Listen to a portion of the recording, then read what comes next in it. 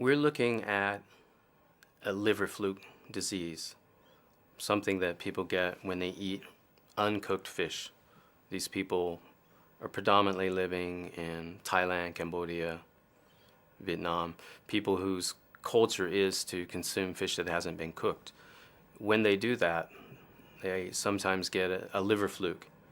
It's like a worm, a flatworm in their liver. Eventually that develops into cholangiocarcinoma, which is cancer of the bile duct. The eggs leave the body, they go into a wetland environment, it goes into a snail, leaves the snail, goes into a fish, the same fish that people will eat again.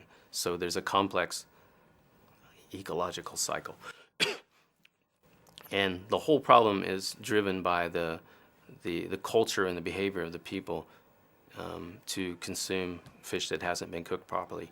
And part of the reason why they do that is cultural, but some people also may not understand the danger of doing so. So what we're trying to do is both understand where you might find this disease, throughout Southeast Asia, but also try to introduce an educational program that will begin teaching children at a young age the importance of food safety education.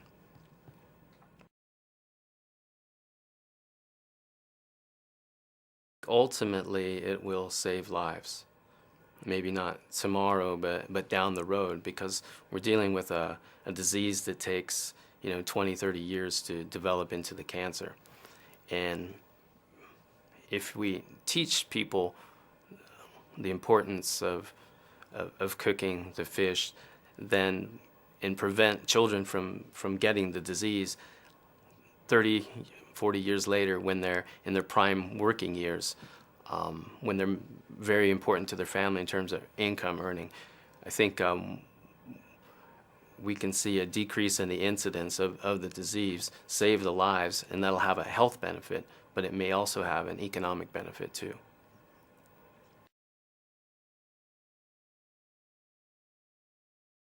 The vision of many of the leaders in NUS in general is for the university to take a leading role in applied research throughout the region, whether that's engineering, environmental science, or some sort of a health science. Our program, in our project, we're trying to save lives in several countries throughout the region. And people in Singapore can be affected by this disease too when they travel and eat these sorts of things. So there's a benefit for Singapore, but the primary benefit will be for these other countries, with NUS taking an active role in trying to solve a very critical health problem.